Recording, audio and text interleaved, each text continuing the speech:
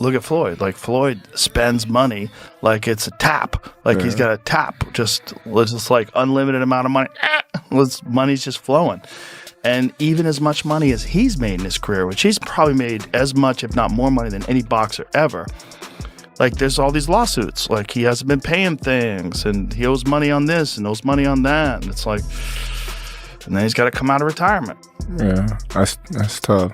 Yeah. That's tough. I think it's just the lifestyle that Floyd lived. Yes. I think he can't fathom to just live a modest lifestyle. It's like he got to be lavish. Right. He's got to have those videos where he shows you all the watches, where he opens the case up, you know. All the money. You got to show that he got $1 million in his backpack. And, you know, he got the latest watch and the latest car, and look what I just bought. And when you get into latest watches and latest cars, you get into that, like, boy, that money goes quick. Yeah. Bugattis are like 3 million. There's watches that are 3-5 million. That's crazy.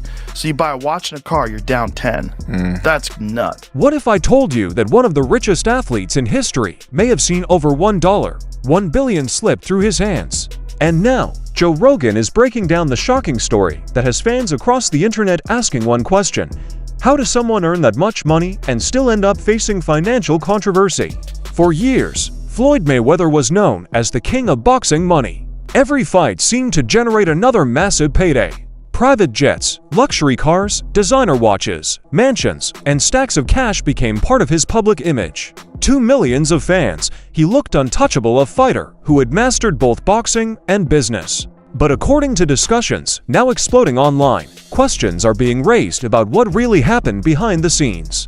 During a recent conversation, Joe Rogan reportedly examined the lifestyle, spending habits, and financial decisions that can affect even the wealthiest athletes. The numbers being discussed are almost impossible to imagine, and they've left many fans stunned. Could luxury spending really burn through a fortune of that size? Were there business deals that didn't go as planned? Or is the truth far more complicated than the headlines suggest? As clips and reactions spread across social media, people are rushing to uncover what actually happened. What makes this story even more fascinating is that Floyd Mayweather spent years proving doubters wrong inside the ring.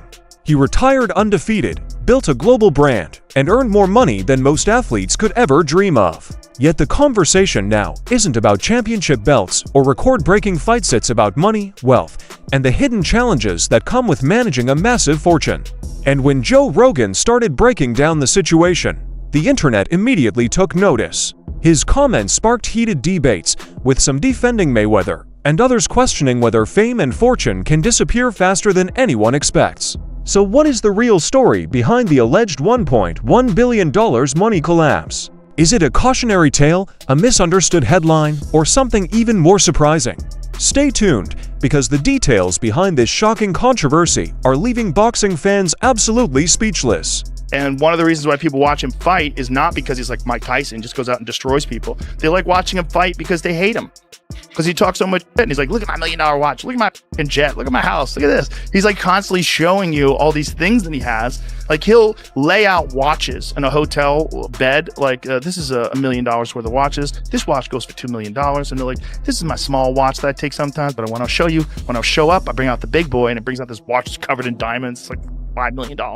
And so Rogan called Floyd's story into question, saying that he actually owns dozens of buildings worth tens of millions of dollars, and that big claims and real assets are very different. Floyd owes like $1.4 million in jewelry debts, that Floyd owes like hundreds of thousands of dollars in rent for a private New York apartment. His private jet fuel, he's not paid hundreds of thousands of dollars worth of fuel and maintenance. He put up one of his jets that I think he even sold, but one of his jets, and I want to say one of his properties, like one of his homes, up as collateral for a $54 million loan from an individual, from a billionaire that had a 9% interest on the loan. Always pays in cash and has bought more than 100 expensive cars from the same seller.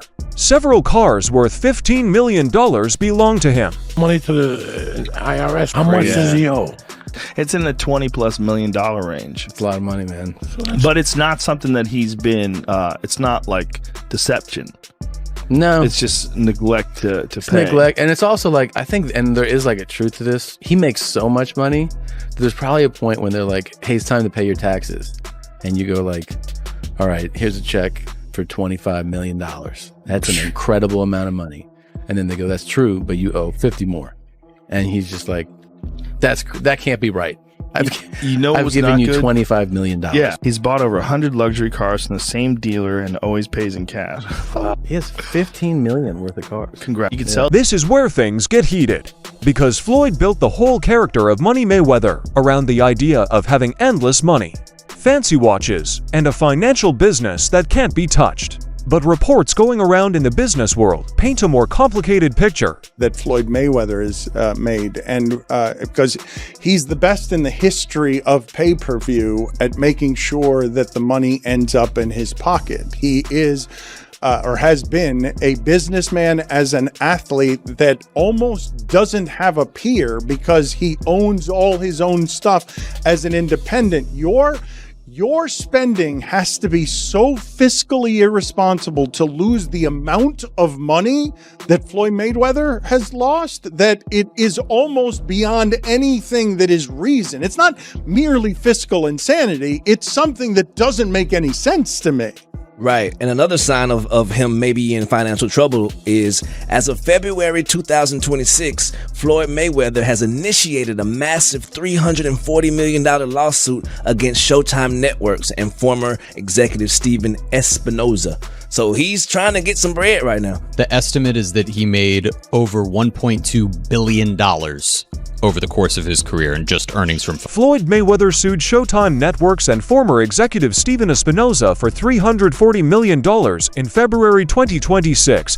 This is another sign that he may be having money problems. He's trying to get some bread right now.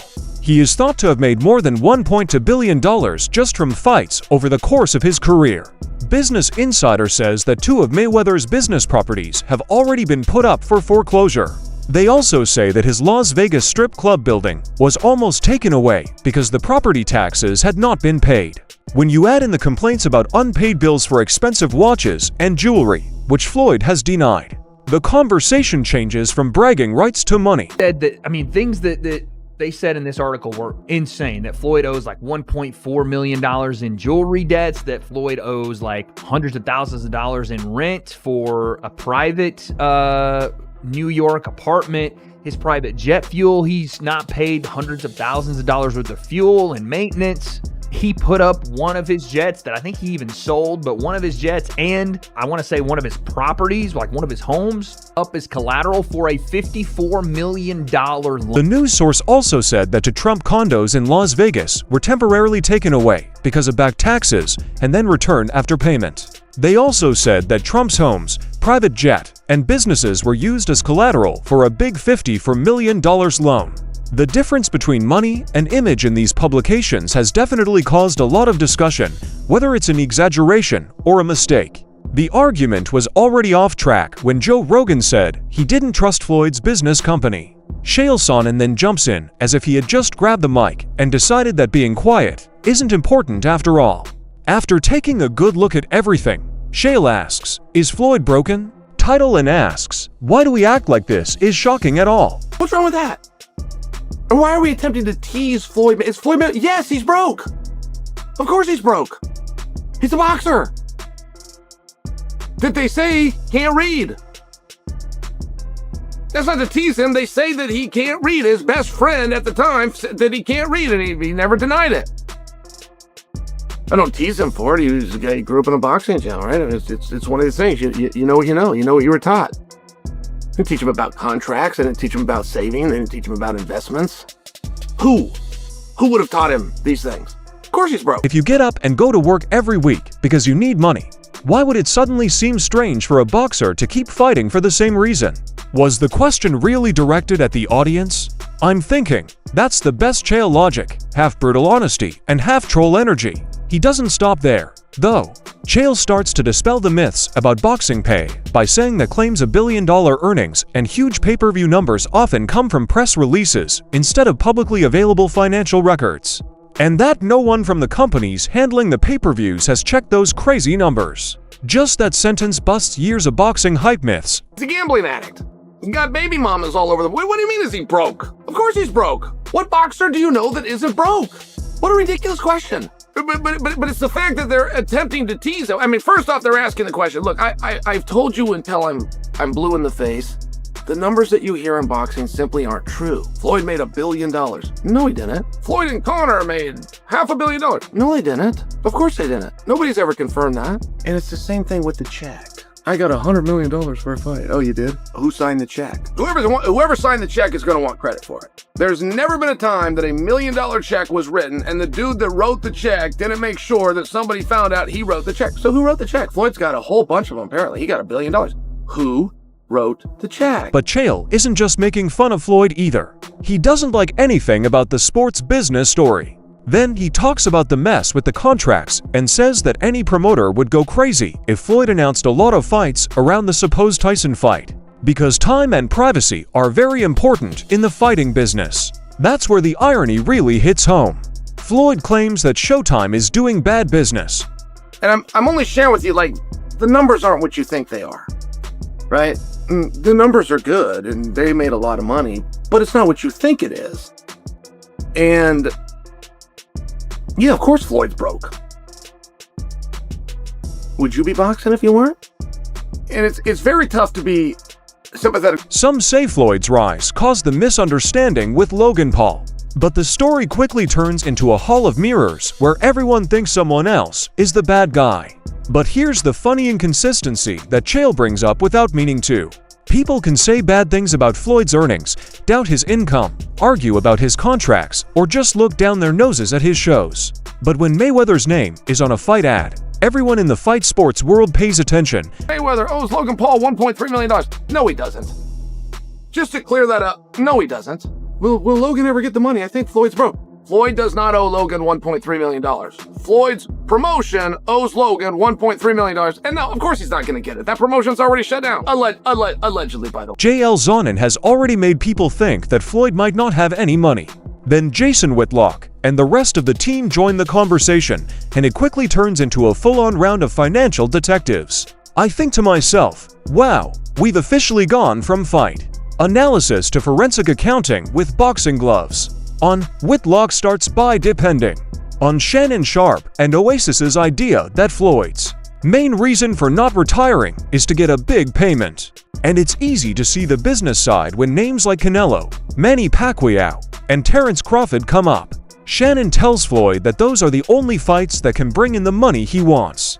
That is not just a guess. That's pretty much the menu for the star super fight. Whitlock then asks, "Why do you fight?" In a Rocky movie quote. Out of the blue, the talk turns philosophical in the funniest way possible. Shannon Sharpe and Ocho Cinco suggested on their podcast that Floyd Mayweather is talking about coming back, unretiring. He is. Because he's broke. Yeah. Let's play the clip here of Shannon Sharpe and Ocho Cinco. There are only 3 fights that Floyd can have. He ain't gonna have no choice. From good-looking boy to money, there is also a terrible irony that Whitlock points out. When your whole image is based on wealth, any hint that you might be having money problems causes a media storm. Then Dr. Dre says something more sensible. The real issue isn't what Floyd earned, it's what we don't know about cash flow, investments, debts, taxes, and way of life. Basically, the tip of the financial ocean that lies below the beautiful Instagram photos. The group makes jokes about gamblers losing all their money at the same time. Tax bills, spending on nice things, and Floyd's job all at once look like a hard puzzle instead of a victory lap. But this part makes me laugh. Half of the panelists wonders why anyone would want to see a fighter who is almost 50 years old return to the ring, while the other half quietly admits something that every fight fan already knows. Even if people are still arguing about whether Floyd Mayweather should fight Crawford, Canelo, or Pacquiao, they will all still be watching when the bell rings. $1 billion and he's 47 years old and he's completely broke. He's won the prize. This is, of all the idiots that we've seen out there, celebrities, actors, entertainers that have lost a lot of money, this guy would take the cake. To blow a bill before he even hits 50 is unimaginable. It actually is sad. It's a cautionary tale. We have seen it time and time again. But who actually wants to watch this guy fight? Like, people that love him. If he comes out and what if he loses and looks terrible and gets destroyed? Well, look, if you love him or hate him, you can say, well, he's nearly 50 years old. This doesn't... Whitlock and the panel have already turned Floyd's story of coming back into a play about money in court. But then Andre Ward joins the conversation, and the tone changes from speculating to thinking like a boxer. To be honest, the difference hits in different ways. Ward starts by telling everyone that he has always thought Floyd was a hard worker.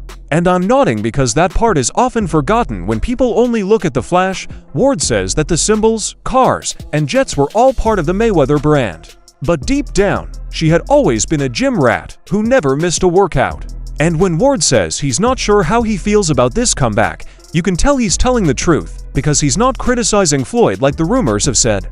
He's saying more than that. When you talk about how the excitement, attention, and huge fight night checks make for an experience that you can't get in regular life, boxing becomes a part of who you are. Part of that is because of the way Floyd Mayweather goes about his business. He's been filthy rich. He's made his name, his legacy, and a lot of his reputation wasn't just the boxing, it was the money. It's the money man. What I have, what I'm driving, what I'm living in, what I'm flying in. And a lot of people, they don't like that. I don't know if Floyd Mayweather had more supporters for most of his fights or more haters. But regardless of where you fall on that line, Floyd Mayweather made it work for him when many people, promoters included, networks included, early on didn't think that he can. Only someone who has been a winner before can give you advice like that. Then he talks about the fight between Rocky and Pacquiao, which makes me think again. Ward sees that something is not right. Older warriors may start more fights because they can't depend on steady moving as much. There will be less foot speed and more exchanges, which disproves the idea that this fight is naturally dull. But the tension fight keeps coming back to the risk of getting older. Your mind still thinks you're the same attacker, but your body is telling you it's not true. That line explains a lot of bad things that have happened in fighting history. It's true that Ward would rather both icons retire and spend their time relaxing on a beach, but he still thinks curiosity wins this time. Because the whole fight world pays attention when the famous fighters with unfinished business get back in the ring, even if we don't mean to. Watch a fighter, he'll say he don't watch him, but he'll watch any potential opponent over and over and over, and he has to process, can he do anything with me? How does my skill set line up with his? Can I beat him? The problem with being 49 years of age is sometimes your brain can see things and tell you things that your body's not in agreement with. That's the problem with age. Your brain is still saying, I'm him. Your brain is still saying, man, I'm Money Mayweather. Man, these youngsters can't deal with me. But your body is saying, brother, we can't do it like that anymore. When you step back and look at things from a different angle, it really does feel like different worlds are coming together at the same time. Joe Rogan has doubts about the story of the financial power. Chaz Onan is criticizing the idea of getting paid to box. Whitlock's group looks at the subject from a business and lifestyle point of view. The fighter's point of view is then given by Andre Ward, who reminds everyone that this sport is a part of your DNA in ways that money can't buy.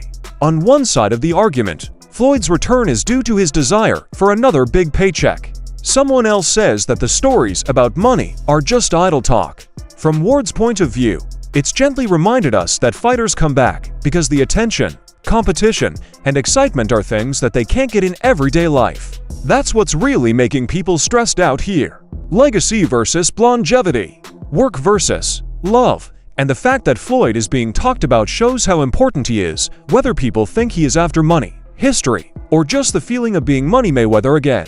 Everyone is arguing, discussing, and studying every part of the comeback, so take a look around. The pull that heroes have on the sport is exactly what you said. That's the struggle and that's the danger of coming back at this age. So part of me wants to see these guys continue to make money. Part of me wants to see these guys, how do they do it at this age? Man, show me something. Show me how your mind can overtake the deficiencies you may have in your body at your age. But the deeper part of me, man, I want to see Floyd Mayweather and Manny Pacquiao on a beach somewhere, living off the fruits of their labor, helping the game however they see fit to help the game, and just watching the next generations do what they do. But hey, We got to fight September 19th. Let me hear from you now. Do you think Floyd Mayweather is coming back for money because he loves the sport or because he still has unfinished business with Manny Pacquiao? Feel free to share your ideas below.